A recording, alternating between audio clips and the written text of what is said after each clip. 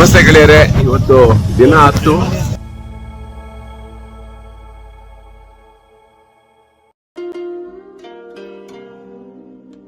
ಮತ್ತೆ ಇನ್ನೊಮ್ಮೆ ನಾವು ಪಶುಪತಿ ದೇವಸ್ಥಾನಕ್ಕೆ ಬರ್ತಾ ಇದ್ದೀವಿ.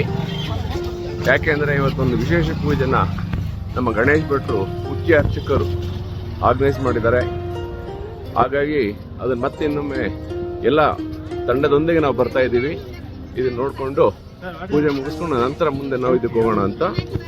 ಸೊ ಪಶುಪತಿ ದೇವಸ್ಥಾನಕ್ಕೆ ಹೋಗೋದಕ್ಕೆ ಮುಖ್ಯ ದ್ವಾರ 4 ದ್ವಾರಗಳಿದ್ದಾವೆ. ಇದು ಗೇಟ್ ನಂಬರ್ 3. ಈ ದ್ವಾರದ ಮೂಲಕ ನಾವು ಒಳಗೆ ಹೋಗ್ತಾ ಇದ್ದೀವಿ. ನಮ್ಮ ಸಂಜೆ ನಾವು ಬಂದಿದ್ದಕ್ಕೆ ಸರಿಯಾಗಿ ನಿಮಗೆ ತೋರಿಸ್ಲಿಕ್ಕಾಗಲಿಲ್ಲ. ಇವಾಗ ಮತ್ತೆ ಹೇಳ್ತಾ ಇದ್ದೀನಿ, ಇದು ಪಶುಪತಿ ದೇವಸ್ಥಾನ ಬಾಗಮತಿ ನದಿ ದಂಡೆ ಮೇಲಿದೆ. ಮತ್ತು ಇಲ್ಲಿನ ಮುಖ್ಯ ಅರ್ಚಕರು ನಮ್ಮ ಕರ್ನಾಟಕದ ಶೃಂಗೇರಿಯಲ್ಲಿ ಕಲಿತ ಬ್ರಾಹ್ಮಣರು, ಭಟ್ಟರು. ಅವರು ಮುಖ್ಯ. ಅವರೇ ಲಿಂಗನ ದೇವರನ್ನ ಪೂಜೆ ಮಾಡೋದು ಮುಖ್ಯವಾಗಿ ಎಲ್ಲ ಅವರೇ. ಮುಂದಿನ ಒಳಗಡೆ ಹೋದ್ಮೇಲೆ ಮತ್ತೆ ಇನ್ನೊಂದು ಸಣ್ಣ ತುಣುಕನ್ನು ತೋರಿಸ್ತೇನೆ. ನಾವು ಇಲ್ಲಿ ಚಪ್ಪಲಿಗಳನ್ನ ಬಿಟ್ಟು ಒಳಗಡೆ ನಾವು ಹೋಗ್ಬೇಕು. ಇದು ಪಶುಪತಿ ದೇವಸ್ಥಾನ ಒಳಗಡೆಯ ಪ್ರಾಂಗಣ. ನಾವು ನಿನ್ನೆ ಸಂಜೆ ನಾವು ಇದನ್ನು ವಿಡಿಯೋ ಮಾಡಿದ್ದು. ಈಗ ಇದನ್ನು ನೋಡಿ ಮತ್ತೆ ನಿಮ್ಗೆ ರಿಪಿಟೇಷನ್ ಆದೋ ಚಿಂತೆ ಎಲ್ಲ ಮತ್ತೆ ಹೇಳ್ತಾ ಇದ್ದೀನಿ. ಇವರು ಪ್ರೇಮ ಕೊಯಂಬತ್ತೂರಿಂದ ಬಂದ ನಮ್ಮ ಜೊತೆಗೆ. ಈ ದೇವಸ್ಥಾನದ ವಿಶೇಷತೆ ಏನಂದರೆ, ಇದು ಬಾಗಮತಿ ದೇವಸ್ಥಾನದ ಬಾಗಮತಿ ನದಿಯ ದಡದಲ್ಲಿದೆ. ಈ ಪಶುಪತಿ ದೇವಸ್ಥಾನನ ಪೂಜೆ ಮಾಡೋದು ನಮ್ಮ ಕರ್ನಾಟಕದ ಶೃಂಗೇರಿ ಸಂಸ್ಥಾನ ಮಠ ಅಲ್ಲಿನ ಅರ್ಚಕರು, ಅಲ್ಲಿ ಓದಿರುವ ಅರ್ಚಕರು, ಭಟ್ಟರ ಇವರು ಅವರೇ ಮಾತ್ರ ಮಾಡೋದು. 4 ಜನ ಕೆಂಪು ವಸ್ತ್ರಧಾರಿಗಳಾಗಿ ಅದನ್ನು ಮಾಡ್ತಾರೆ. ನಾವು ನಿನ್ನೆಲ್ಲ ನೋಡಿದ್ದೀವಿ. ಮತ್ತೆ ಅವರು ಇವತ್ತು ನಮ್ಮನ್ನು ಕರೆದ್ರು, ಬನ್ನಿ ನಿಮಗೆ ಒಂದು ವಿಶೇಷ ಪೂಜೆ ಮಾಡಿ ನಿಮ್ಮನ್ನೆಲ್ಲ ಪರಿಚಯ ಮಾಡುತ್ತೆ ಅಂತ. ಇವರು ರಾಜನ್ ಅಂತ, ಇವರು ಪ್ರೇಮ, ಇವರು ಶಿವ, ಇವರು ಪ್ರೇರಣ, ಇವರು ವಿಕಾಶ, ಇವರು ಸ್ವಾತೀಶ, ಆಮೇಲೆ ಎಲ್ಲ ಒಂದು 13 ಜನ ನಾವು ಈ ದೇವಸ್ಥಾನಕ್ಕೆ ಬೆಳಗ್ಗೆ ಬಂದಿದ್ದೀವಿ. ಒಂದು ವಿಶೇಷ ಪೂಜೆಯಲ್ಲಿ ಗಣೇಶ್ ಭಟ್ಟರು ಮುಖ್ಯ ಅರ್ಚಕರು, ಒಟ್ಟು 4 ಅರ್ಚಕರು ಇರ್ತಾರೆ. ಅವರು ಮಾತ್ರ ದೇವರನ್ನು ಮುಟ್ಟಬಹುದು, ಎಲ್ಲ ಕಾರ್ಯಗಳನ್ನು ಮಾಡ್ತಾರೆ. ಬಟ್ ಇನ್ನು ಉಳಿದ ಅಸಿಸ್ಟೆಂಟ್ಸ್ ಇರ್ತಾರಲ್ಲ, ಅವರು ನೇಪಾಳಿ ಬ್ರಾಹ್ಮಣರು ಅನಿಸುತ್ತೆ, ಅವರು ಅದನ್ನು ಮಾಡ್ತಾರೆ. ಸೊ ಹಾಗಾಗಿ ಇದು ವಿಶೇಷತೆ ಇದೆ. ಇದು ಬಾಗಮತಿ ದೇವಸ್ಥಾನದ ಬಾಗಮತಿ ನದಿ ತೀರದ ದಂಡೆ ಮೇಲಿದೆ. ಸೊ ಅದನ್ನು ಹೇಳಲಿಕ್ಕೆ ಇಷ್ಟಪಡ್ತೀನಿ. ಇನ್ನು ಹೀಗೆ ನೋಡ್ತಾ ಇರಿ, ನಿಮಗೆಲ್ಲ ಒಂದು ಒಳ್ಳೆ ದರ್ಶನ ಸಿಗಲಿ. ಒಳಗಡೆ ಹೋದ್ಮೇಲೆ ನಾವು ಏನು ಮಾಡಲಿಕ್ಕಾಗಲ್ಲ, ಯಾಕೆಂದರೆ ಆ ಮುಖ್ಯ ದ್ವಾರ ಒಳಗಿನ ದ್ವಾರದ ನಂತರ ಬಿಡೋದಿಲ್ಲ, ವಿಡಿಯೋ ಮಾಡೋಂಗಿಲ್ಲ. ಬಟ್ ದೇವರು ಮಾತ್ರ ತುಂಬ ಸುಂದರವಾಗಿ ಹೇಳಲಿಕ್ಕೆ ಅಸಾಧ್ಯ ಬಿಡಿ, ಅಷ್ಟು ಚೆನ್ನಾಗಿದೆ. ಅದನ್ನು ಹೇಳಲಿಕ್ಕೆ ಇಷ್ಟಪಡ್ತೇನೆ ನೋಡಿ. ಆಮೇಲೆ ಇನ್ನೊಂದು ವಿಶೇಷತೆ ಇದು ದೇವಸ್ಥಾನದ್ದು ಅಂದರೆ, ಇದು ಪಕ್ಕದಲ್ಲೇ ಒಂದು ಘಾಟ್ ಇದೆ. ಅಂದರೆ ಇಲ್ಲಿ ಕೆಲವೊಬ್ಬರು ತಮ್ಮ ದೇಹಗಳನ್ನು ತ್ಯಜಿಸಿದ ನಂತರ ಅವ್ರನ್ನ ಇಲ್ಲಿ ಸುಡ್ತಾರೆ. ಅದೊಂದು ಘಾಟ್ ಇದೆ ನದಿ ತೀರದಲ್ಲಿ. ಸೊ ಹಾಗಾಗಿ ಈ ದೇವಸ್ಥಾನದ ಒಂಥರ ಹೇಳ್ಬೇಕಂದ್ರೆ, ಶಿವ ಎಲ್ಲರನ್ನು ಕಾಯ್ತಾ ಇದ್ದಾನೆ ಅನ್ನೋ ರೀತಿಯಲ್ಲಿ ಇಲ್ಲಿ ಇದೆ. ನಿಮಗೆ ಒಳಗಡೆ ತೋರಿಸ್ತೇನೆ. ನಮಗೆ ಅಲ್ಲಿ ನಂದಿ ಇದೆ. ಆ ನಂದಿ, ಯಾವುದೇ ಶಿವನ ದೇವಸ್ಥಾನ ಅಂದ್ರೂ ನಂದಿ ಇರ್ತಾನೆ ಅನ್ನೋದು ನಿಮಗೆ ಗೊತ್ತಿರುತ್ತೆ. ಅದು ನಂದಿ, ಕಂಚಿನ ನಂದಿ ಇದೆ. ಅದೊಂದು ತೋರಿಸ್ತೀನಿ ನೋಡಿ.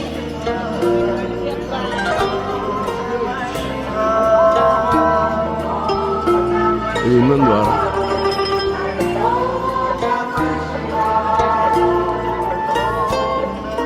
ಇಲ್ಲ ಉಳ್ಕೊಳ್ಳೋದಕ್ಕೆಲ್ಲ ಮುಂಚಿನ ಟೈಮಲ್ಲಿ ಇಲ್ಲೇ ಜನ ಉಳ್ಕೊಳ್ಳೋದಕ್ಕೆ ಜಾಗ ಮಾಡ್ತಾ ಇದ್ರಲ್ಲ.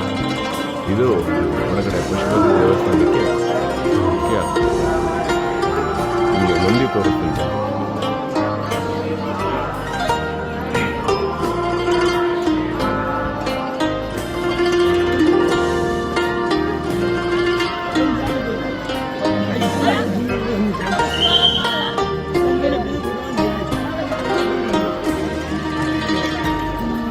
ಕಾಣತ್ತಲ್ಲ ನಂದಿ, ಮುಖ ದೇವರ ಕಡೆ ಇದೆ. ನೋಡ್ಬೋದಲ್ಲ, ಇದೇ ಪಶುಪತಿ ದೇವಸ್ಥಾನದ ಮುಖ್ಯದ್ವಾರ. ಒಳಗಡೆಗೆ ನಾವು ವಿಡಿಯೋ ತೊಗೊಂಡು ಹೋಗೋಕ್ಕಾಗಲ್ಲ, ಫೋಟೋಗ್ರಫಿ ಮಾಡೋಕ್ಕಾಗಲ್ಲ. ಮುಂದೆ ನಾವು ಪೂಜೆ ಮಾಡ್ತೀವಿ, ಹೋಗ್ತಾ ಇದ್ವಿ. ವಂದನೆಗಳು ಸ್ನೇಹಿತರೆ. ನೋಡಿ, ಸ್ವಾಮಿನಾಥ ದೇವಸ್ಥಾನದ ಮೇಲಿಂದ look at the panorama of Kathmandu. ನೋಡಿ, ಮೋಡಗಳು, ಬೆಟ್ಟಗಳು, ಮನೆಗಳು ಎಷ್ಟು ಚೆನ್ನಾಗಿ ಕಾಣ್ತಾ ಇದೆ ಮೇಲಿಂದ.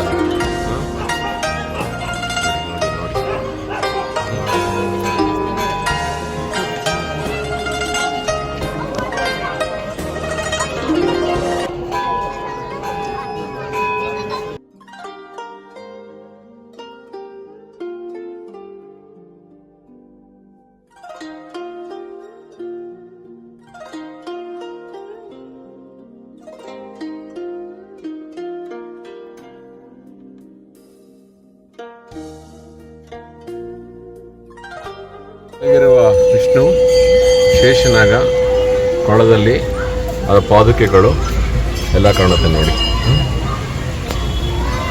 ತುಂಬ ಚೆನ್ನಾಗಿದೆ, ತುಂಬ ಒಳ್ಳೆ ಕೆತ್ತನೆ ಇದೆ. ಎಷ್ಟು ಶಾಂತವಾಗಿ ಪ್ರಶಾಂತವಾಗಿ ಎಷ್ಟು ಮುಖ ಕಾಣುತ್ತೆ ನೋಡಿ. ನಮಸ್ಕಾರ ಸ್ನೇಹಿತರೆ, ನಾವು ಬದನೆಲ್ಕಾಂತ ಅಂತ ಒಂದು ಜಾಗಕ್ಕೆ ಬಂದಿದ್ದೀವಿ. ಇದು ಮಲಗಿರುವ ವಿಷ್ಣು, ನೀರಿನಲ್ಲಿ ಮಲಗಿರುವ ವಿಷ್ಣು ನೋಡಿ. ಕೆಳಗಡೆ ಸರ್ಪನೂ ಇದ್ದಾರೆ, ನಾಗ ಮೇಲೆ.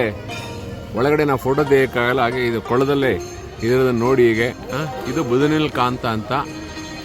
ನಮಗೆ ನಾವು ಅನಂತ ಪದ್ಮನಾಭ ದೇವಸ್ಥಾನ ಇದರಲ್ಲಿ ನೋಡ್ತೀವಲ್ಲ, ಇಲ್ಲಿ ಕೇರಳದಲ್ಲಿ ಒಂದಿದೆಯಲ್ಲ, ಆ ದೇವಸ್ಥಾನ ಹತ್ರ ಇಲ್ಲಿ ಮಲಗಿರೋ ವಿಷ್ಣು ದೇವಸ್ಥಾನ ಇದು. ನೋಡಿ, ಎಲ್ಲರಿಗೂ ಆಶೀರ್ವಾದ ಮಾಡಲಿ ಅವ. ಈ ಜಾಗ ಬದನೆಲ್ಕಾಂತ ಅಂತ. ಈ ಜಾಗ ಬದನೆಲ್ಕಾಂತ ನೋಡಿ. ಅಲ್ಲಿ ಎಲ್ಲ ಫೋಟೋ ತೆಗಿಯೋಂಗಿಲ್ಲ, ಹಾಗಾಗಿ ನಾವು ಇಲ್ಲೇ ತೋರಿಸ್ತಾ ಇದ್ದೀವಿ. ಇದು ವಿಷ್ಣು ದೇವಸ್ಥಾನ. ಆಗಲೇ ನಾವು ಸ್ವಯಂಭೂ ಬುದ್ಧ ದೇವಸ್ಥಾನ ನೋಡೋದು. ಇದು ಬದನೆಲ್ಕಾಂತ ಅಂತ ಜಾಗದಲ್ಲಿ ಕಡೆಗೆ ಇನ್ನೊಂದ್ಸಲ ದರ್ಶನ ತಗೊಳ್ಳಿ. ಥ್ಯಾಂಕ್ ಯು ಸ್ನೇಹಿತರೆ. ನಾನು ಆಗಲೇ ಇದು ವಿಷ್ಣು ದೇವಸ್ಥಾನ ಅಂತ ಹೇಳಿದ್ದೆ, ತಪ್ಪಾಗಿ ಹೇಳಿದ್ದೀನಿ. ಇದು ಸ್ವಯಂಭೂನಾಥ ದೇವಸ್ಥಾನ ಸ್ತೂಪ. ಇದು ಮಂಜುಶ್ರೀ ಅಂತ ಒಂದು ಪೌರಾಣಿಕವಾಗಿ ಹಿನ್ನೆಲೆ ಇರಬೇಕಾದ್ರೆ ಸ್ಥಳ ಮಹಿಮೆ ಏನು ಹೇಳ್ತಾರೆ ಅಂದರೆ, ಈ ಕಟ್ಟಮಂಡು ಅಂದರೆ ಮಡು ಅಂತ ಅನ್ಸುತ್ತೆ. ಈ ಮಡು ಲೇಕ್ ಆಗಿತ್ತಂತೆ. ಇದನ್ನೆಲ್ಲ ತೆಗೆದು ಮಂಜುಶ್ರೀ ಅನ್ನೋ ಒಂದು ಇವರು ದೇವರು ಇದನ್ನೆಲ್ಲ ಇಲ್ಲಿ ವಾಸಸ್ಥಳ ಮಾಡ್ಬೋದು ಅಂತೇಳಿ ಮಾಡಿದಾರಂತೆ. ಹಾಗೇನೆ ಇಲ್ಲೊಂದು ಕಮಲನೂ ಇತ್ತಂತೆ, ಆ ಕಮಲದ ಮೇಲೆ ಸ್ತೂಪನ ಮಾಡಿದ್ದಾರೆ. ಹಾಗಾಗಿ ಸ್ವಯಂಭೂನಾಥ್ ಅಂತ ಇದಕ್ಕೆ ಹೆಸರಿಟ್ಟಿದ್ದಾರೆ. ಅದನ್ನು ನೋಡಲಿಕ್ಕೆ ಮೇಲೆ ಹೋಗ್ತಾ ಇದ್ದೀವಿ. ಇದು ನೋಡಿ ಸ್ವಯಂಭೂನಾಥದ ಮೇನ್ ಟೆಂಪಲ್.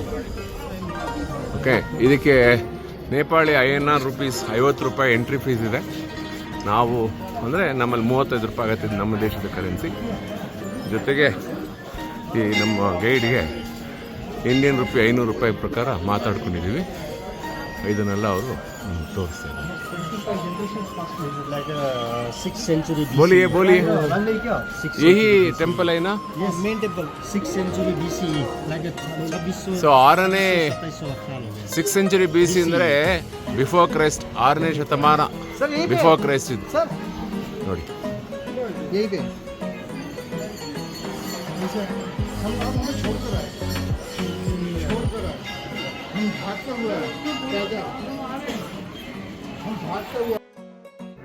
ಈ ಸ್ವಾಮಿನಾಥ ದೇವಸ್ಥಾನದಲ್ಲಿ ನೀವೆಲ್ಲ ನೋಡ್ಬೋದು. ಇದು ಸಣ್ಣ ಗಿಫ್ಟ್ ಶಾಪ್. ಇದು ಎಲ್ಲ ಬ್ರಾಸ್ ಐಟಮ್ಸು, ಇಲ್ಲಿನ ಕಾಠ್ಮಂಡುದು ಅಥವಾ ನಮ್ಮ ದೇಶದ್ದಾಗಲಿ ಎಲ್ಲ ದೇವರ ಪ್ರತಿಮೆಗಳು, ಚಿತ್ರಪಟಗಳು, ಆಮೇಲೆ ಕೆಲವೊಂದು ವಸ್ತುಗಳೆಲ್ಲ ದೊರೆಯುತ್ತೆ. ಇದು ಸ್ವಾಮಿನಾಥ ದೇವಸ್ಥಾನದ ಮೇಲಿನ ಒಂದು ಸಣ್ಣ ಅಂಗಡಿ. ತೋರಿಸ್ಲಿಕ್ಕೆ ಇಷ್ಟಪಡ್ತೀನಿ. ಎಲ್ಲ ನೋಡಿ ಏನೆಲ್ಲ ಇದೆ. ಸೋ ರಿಚ್, ಎಷ್ಟು ಚೆನ್ನಾಗಿದೆ.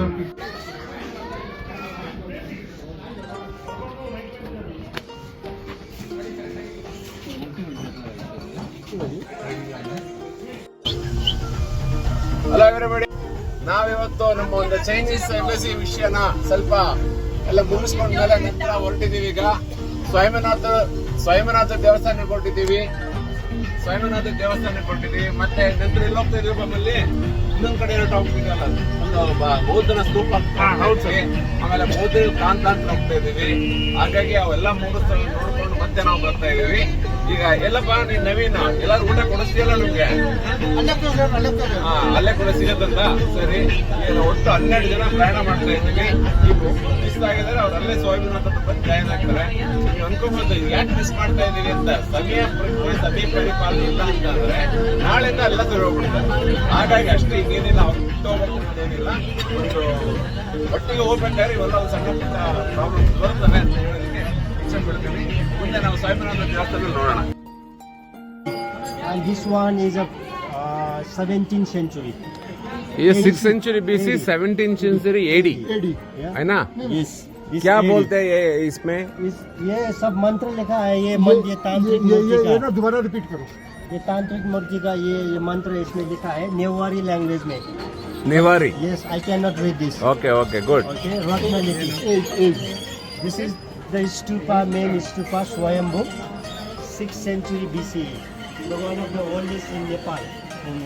And this one? And this is the Ratnalipi, the ancient Ratnalipi, the script, 17th century AD. Who built it? Pratap Malla king. Pratap Malla. But you Pratap can't read Malla. this. I can't read it. Yes. So it is about the two tantric Even the tantric. temples. Yeah. This boat is to tantric. ನಾವು ಒಂದು ಇಲ್ಲಿ ಸ್ವಾಮಿನಾಥ ವಿಷ್ಣು ದೇವಸ್ಥಾನಕ್ಕೆ ಬಂದಿದ್ದೀವಿ. ಇದೊಂದು wish ಜಾಗ ಮಾಡೋದಂತೆ. ನಿಮ್ಗೆ ಏನು ಮನಸ್ಸಿಗೆ ಅನಿಸುತ್ತೋ ಒಂದು ದುಡ್ಡು ಹಾಕಿದ್ರೆ ನಿಮ್ಮ ಮನಸ್ಸು ಮಾಡುತ್ತೆ. ನೋಡಿ ಅಲ್ಲೂ ಒಂದು ವರ್ಲ್ಡ್ ಪೀಸ್ ಅಂತ ಬರೆದಿದೆ ನೋಡಿ. ಇದು ಬುದ್ಧನ ಇದೆ. ಸೊ ವರ್ಲ್ಡ್ ಪೀಸ್ ಅಂತ ಇಲ್ಲೂ ಇದೆ. ಇದು ಸ್ವಾಮಿನಾಥ ದೇವಸ್ಥಾನ ನೋಡಿ. ಅದರ ಒಂದು ವಿಹಂಗಮ ನೋಟ ನೋಡಿ. ನಂತರ ನಾವು ಒಬ್ಬನ ಲೋಕಲ್ ಗೈಡ್ ತೊಗೊಂಡಿದ್ದೀವಿ, ಅವ್ರ ಜೊತೆ ನಾವು ಹೋಗಿ ಬರ್ತೀವಿ. ಇದು ನೋಡಿ ಈ ಕಡೆ ವ್ಯಾಲಿ ಹೇಗಿದೆ ನೋಡಿ. ವ್ಯಾಲಿನಲ್ಲಿ you can see how the mountains and clouds and ನಾವು ನಾಳೆ ಹೊರಡ್ಬೇಕಾದ್ರೆ ಇನ್ನೂ ಬೆಳಿಗ್ಗೆ ಹೊತ್ತು ಚೆನ್ನಾಗಿ ಕಾಣುತ್ತೆ, ನೋಡ್ತೀವಿ. ಇನ್ನೂ ಒಂದು ಒಳ್ಳೆ ವೀಡಿಯೋ ಮಾಡೋಣ. ಆಗಲಿ ಈಗ ನೋಡಿ, ಇದು ಸ್ವಾಮಿನಾಥ ದೇವಸ್ಥಾನ. ಓಕೆ, ನಮ್ಮೆಲ್ಲರ ಜೊತೆ ಒಟ್ಟಿಗೆ ಹೋಗ್ತಾ ಇದ್ದೀವಿ. ಸ್ನೇಹಿತರೆ ನಮಸ್ತೆ. ನೋಡಿ ನಾವು ಇನ್ನೂ ಚೈನಾ ಪೇಪರ್ಸ್ ನಾವು ರೆಡಿ ಮಾಡ್ತಾನೆ ಇದ್ದೀವಿ. ಏನಾದರೂ ಒಂದು ವಿಷಯಗಳು ಬರ್ತಾನೆ ಇರುತ್ತೆ. ಅದರ ಮಧ್ಯೆ ನಾವು ಒಂದು ಪ್ರವಾಸಿ ತಾಣಗಳು ನೋಡ್ತಾ ಇದ್ದೀವಿ.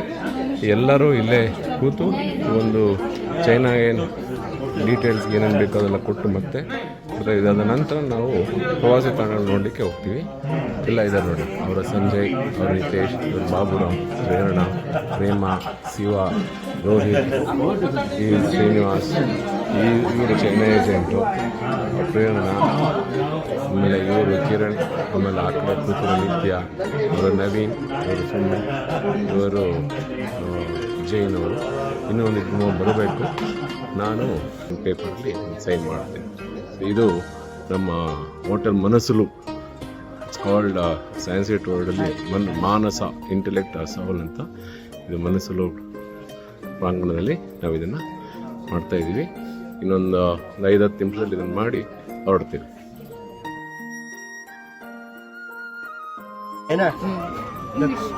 So now it's running the Buddhism. It's called Vajrayana Buddhism. Okay, which is the current.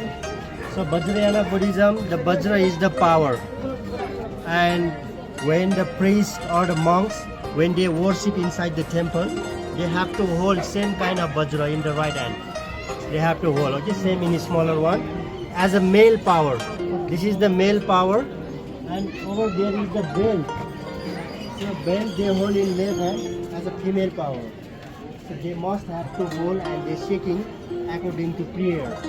While they recite the mantra, they're shaking like this. So it is symbolized fertility.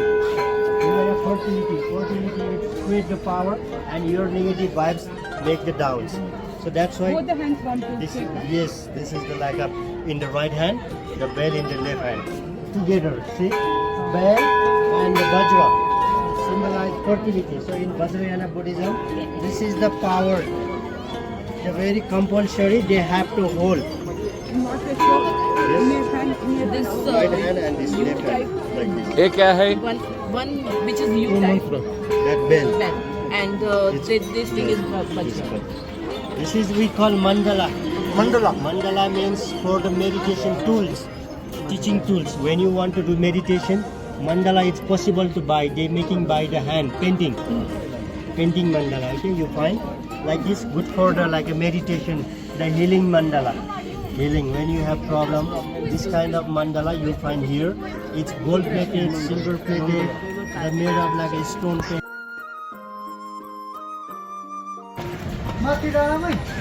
ಬೆಟ್ಟದ ಶ್ರೇಣಿ ನೋಡಿ, ಎಲ್ಲ ಮನೆಗಳು ನೋಡಿ ಹೇಗೆ ವಾಸಸ್ಥಳ ಇದೆ ನೋಡಲಿಕ್ಕೆ ಒಂದು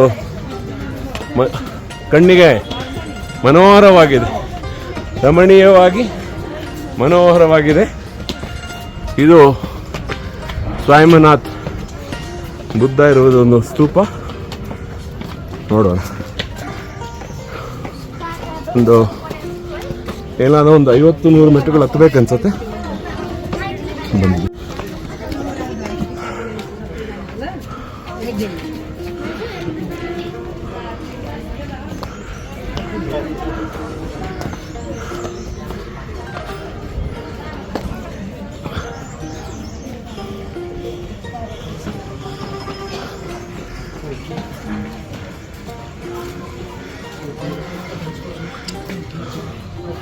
And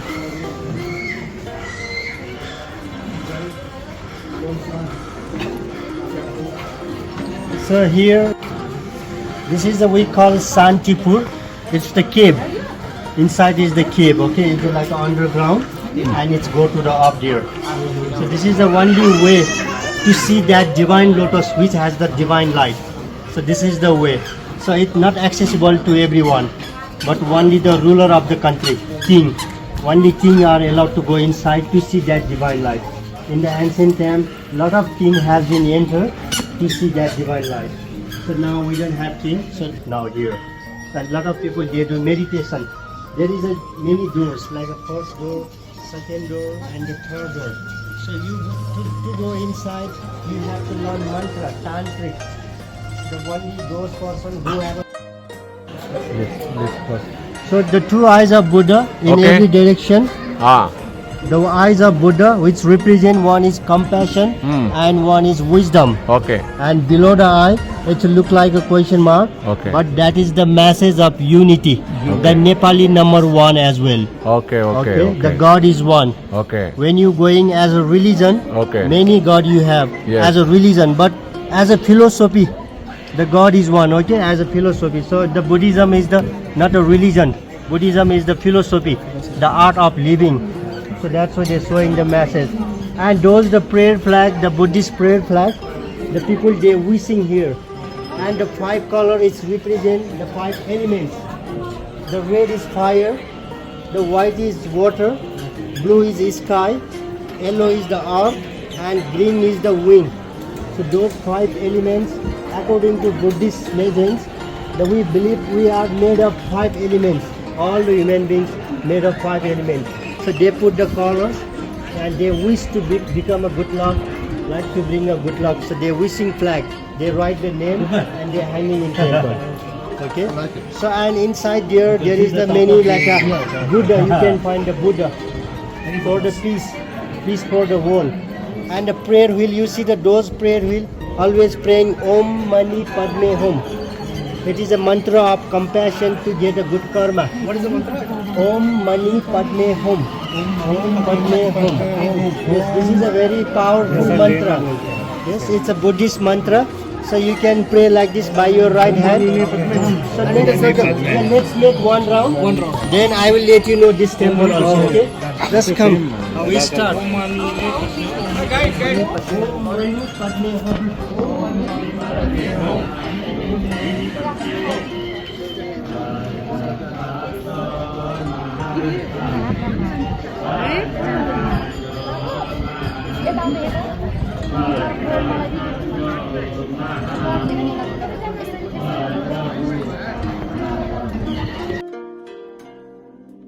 A local traditional dance in front of Sariko temple. We have a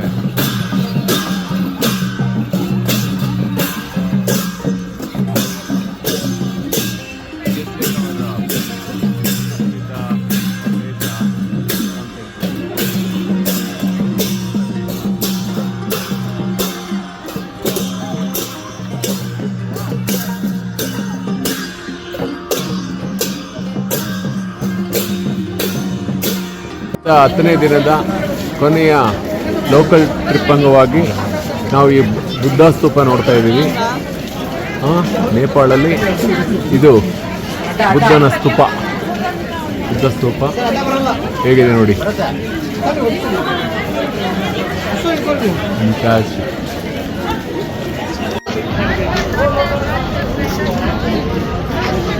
ಒಳ್ಳೆ ಪ್ರದಕ್ಷಿಣೆ ಹಾಕೋಣ. ಬುದ್ಧ ಸ್ತೂಪ ಆಲ್ರೆಡಿ ಸ್ವಯಂಭೂತನಂತ ಚೈತ್ಯದಲ್ಲಿ ಹೇಳಿದಾರಲ್ಲ, 2 ಕಣ್ಣುಗಳೇನು, ಆಮೇಲೆ ಕ್ವಶನ್ ಮಾರ್ಕಲ್ಲ ಅದು ನಂಬರ್ 1 ಅನ್ನೋದನ್ನು ಏನಕ್ಕೆ ಪೀಸ್ ಹಾರ್ಮೋನಿ ಸಾಲಿಡಾರಿಟಿಗೆ ಇದಾಗುತ್ತೆ ಅಂತ ಹೇಳಿದ್ದಾರೆ. ನೋಡ್ತಾ ಇದ್ದೀವಿ ನೋಡಿ. ನಮ್ಮ ಕಣ್ಣಿಂದ ನಿಮ್ಮ ಕಣ್ಣನ್ನು ಮನಸ್ಸನ್ನೆಲ್ಲ ತುಂಬಿಸ್ಕೊಂಡು, ಆಮೇಲೆ ಅವೆಲ್ಲ ಫ್ಲ್ಯಾಗ್ಸ್ ಇದಾವಲ್ಲ, ಅವೆಲ್ಲ ವಿಶ್ ಫ್ಲ್ಯಾಗ್ಸ್ ಅಂತ. ನೀವೇನಾದ್ರು ಬರೆದಿಟ್ಟು ಅದ್ರ ಮೇಲೆ ಕಟ್ಕೊಂಡ್ರೆ ಆ ವಿಶ್ ಎಲ್ಲ ನಿಮಗೆ ಫುಲ್ಫಿಲ್ ಆಗುತ್ತಂತ. ಅದಕ್ಕೋಸ್ಕರ ನಮಗೆ ಗೊತ್ತಿರಲಿಲ್ಲ. ಆಮೇಲೆ ಕಲರ್ ಒಂದಕ್ಕೂ ಒಂದು ಸಿಗ್ನಿಫಿಕೇಶನ್ ಇದೆ ಅಂತ ಆವಾಗ ಹೇಳಿದ್ದಾರೆ. ಸಾಕು ಅರ್ಧ ತೋರಿಸ್ಕೊಂಡಿದ್ದೀನಿ, ಇನ್ನು ಅರ್ಧ ಸುತ್ತು ನಾನು ಸುತ್ತದೆ.